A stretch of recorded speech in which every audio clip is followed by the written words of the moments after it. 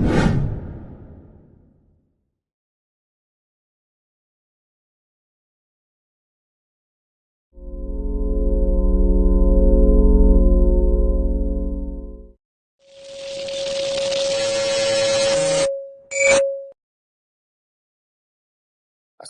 warahmatullahi wabarakatuh. Perkenalkan, nama saya Rizky Falevi, NPM 23041070-113. Yang terhormat kepada Pak Sangga Rima Romanselia selaku dosen MK Geologi Minyak dan Gas.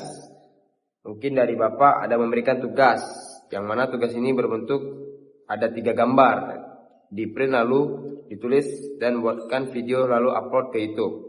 Ini gambar pertama, gambar kedua, dan gambar ketiga. Sekian. Mungkin gambar ini merupakan penampang zona substitusi Samudra Benua, yang mana yang menunjukkan proses pembentukan pegunungan busur vulkanik secara metamorfisme dan cekungannya sedimen akibat pergerakan lempeng tektonik. Proses ini dimulai oceanic lithosphere yang berdiri dari atas oceanic crust. Oceanic lithosphere. Ini yang di awal, yang mana ketika oceanic lithosphere ini menumpuk pada lapisan ke bawah, lalu naik pada tingkat ke oceanic crust, yang mana karena massa jenisnya lebih besar, lempeng samudra ini menunjam ke bawah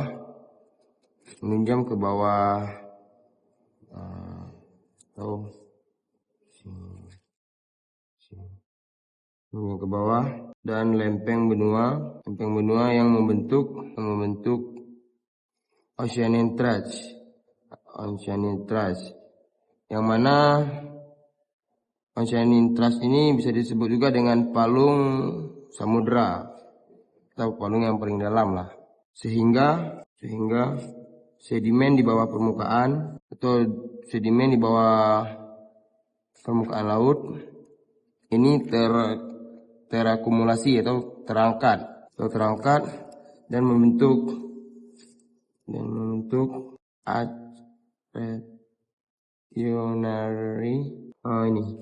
kalian juga bisa lihat ini seperti ini. Jadi selanjutnya kan di belakang palung Acetionary wedge ini kan ada Foreans basil. Jadi terbentuknya itu secara cekungan atau miring lah, yang mana menjadi tempat pengendapan sedimen. Semakin dalam lempeng samudra, maka masuk ke atmosfer ini suhunya berbeda, suhu atau tekanannya itu berbeda dan naik tinggi, sehingga terjadi peleburan sebagian batu. Jadi ketika Foreans basil ini masuk di bawah permukaan atmosfer ini, jadi suhunya itu berbeda karena suhu di bawah ini lebih tinggi atau tekanannya itu lebih tinggi, sehingga terangkat batuan dasar ke atas, mungkin sebagian, dan menghasilkan rising magma. Mungkin magma dari bawah permukaan tadi itu dihasilkan akibat terangkatnya batuan pada dasar, sehingga bergerak ke atas atau ke permukaan, sehingga membentuknya volcanic thrust. Ini magma dari bawah ini naik ke atas atau naik ke permukaan, sehingga menghasilkan volcanic thrust, erupsi. Selanjutnya, tekanan dan temperatur yang tinggi dari bawah permukaan ini kan tinggi selama subduksi, juga itu mengubah pada batuan yang membentuk metamorph belt ya di tengahan, sehingga gaya kompresinya ini akibat tumbukan lempeng menyebabkan batuan mengalami pelipatan, berlipat-lipat ya. Mungkin tekanan dan temperatur ini tinggi selama subduksi ini juga mengubah batuan pada area mungkin di pertengahan bawah permukaan ini, jadi menghasilkan batuan metamorf ini terkompresi atau terangkatlah akibat tumbukan lempeng sehingga terbentuknya fall and thrust belt. Jadi dari material hasil pengangkatan pegunungan ini kemudian mengalami erosi secara mengendap lah sebagai klastik wedge ini, yang mana beban pegunungan ini yang terbentuk di atas continental crust dan continental lithosphere, yang mana menyebabkan terbentuknya Forellan Basin. Ya. Pada cekungan sedimen di depan pegunungan ini, sementara itu bagian benua yang relatif stabil datar disebut juga dengan kraton, yang mana berada pada jauh dari zona deformasi atau perubahan yang utamanya. Mungkin material hasil dari pengangkatan pegunungan kemudian melalui proses erosi atau terendapan dari bawah permukaan atas sehingga menghasilkan plastik wedge, menghasilkan nih dari terendapan tadi di bawah nih, yang mana beban dari pegunungan itu yang di atas continental ini, continental crust atau continental lithosphere ini menyebabkan fall and thrust dari ini, sehingga hasil dari cekungan sedimen atau di bawah permukaan ini di depan pegunungan ini sehingga menghasilkan benua yang relatif stabil, contohnya kraton, atau disebut juga dengan continental interior, yang mana pada dari zona jauh yang menghasilkan deformasi perubahan yang dasarnya. Indonesia berada di pertemuan lempeng Indo-Australia. Indo ini Indonesia, petani Indonesia. Australia ini di bawahnya, dan Eurasia atau Pasifik, sehingga wilayah ini memiliki aktivitas tektonik yang sangat kompleks, yang mana di bagian barat, ini barat nih ya, ini barat terlihat zona Palung Sunda, nih Palung Sunda nih, bagian barat nih, di barat, barat yang memanjang sehingga dari Sumatera,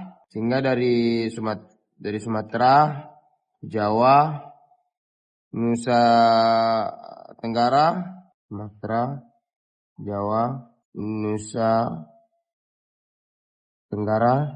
Palung ini terbentuk mungkin karena lempeng Indo Australia menunjam ke bawah Indonesia. Lempeng Indonesia Australia menunjam ke bawah lempeng Eurasia, sehingga terjadinya subduksi. Mungkin akibat subduksi tersebut terbentuklah busur gunung api, yang mana gunung api ini memanjang sehingga dari Sumatera, Jawa, Bali, Nusa Tenggara hingga Maluku,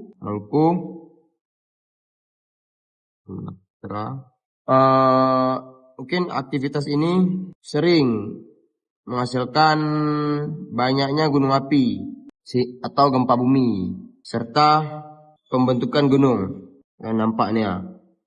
Nah, ini gunung. Nah, ini gunung yang menonjol. Mungkin di wilayah Indonesia bagian timur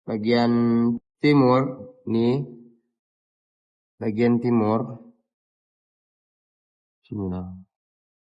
Mungkin terutama di bagian Sulawesi atau Maluku, mungkin termasuk dengan Papua. Ini Papua ini Papua. Mungkin ini berinteraksi beberapa lempeng, jadi menghasilkan struktur geologi yang lebih rumit. Seperti mungkin contohnya sesar atau cekungan hingga dan zona tumbukan. Ini contoh sesar, cekungan,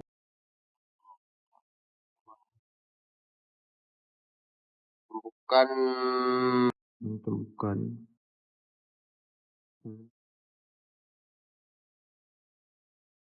Mungkin selanjutnya bagian-bagian utama yang terlihat pada peta ini, mungkin Palung Sunda ini Sumatera dan Jawa. Nah, kalian bisa lihat atau ini Sumatera, Jawa. Ini kan zona substitusinya tuh atau yang paling utama lah di Indonesia. Dan busur vulkaniknya ini Sumatera dan Jawa ini atau berkaitan dengan Nusa Tenggara ini, jalur gunung apinya itu lebih aktif, sehingga paparan Sunda ini, Sumatera, Jawa, dan Kalimantan ini bagian yang dangkal, yang hijau nih, ini dangkal dari lempeng Eurasia ke bagian Sulawesi.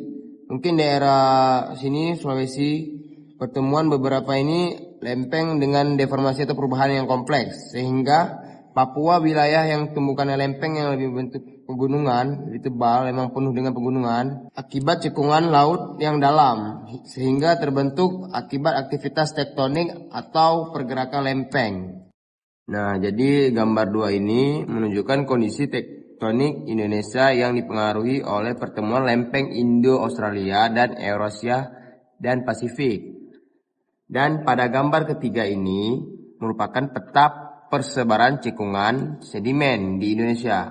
Mungkin selanjutnya akan ada juga beberapa cekungan utama yang ditunjukkan pada peta, antara lain pada Sumatera. Ini Sumatera nih ya. Ya, Pulau Sumatera. Mungkin Sumatera diawali dengan Sumatera Utara. Ini Sumatera Utara. Sumatera North Basin. Sumatera Tengah, Sumatera Central Basin, dan Sumatera Selatan Zone Basin. Mungkin pada area Jawa tadi kan Sumatera atau Pulau Sumatera. Ini kan mungkin pada area Pulau Jawa ini mungkin terdiri dari Jawa Utara. Ini North Java Basin. Terus Jawa Timur nih Zone Java Basin. Dan Tarakan nih daerah timur. Ya, terkadang berkaitan nih. Ini Tarakan. Dan Kutai Basin. Nah, ini terbentuk akibat proses tektonik yang mana menyebabkan kerak bumi mengalami penurunan secara subsidensi. Ini ya prosesnya seperti ini, penurunan.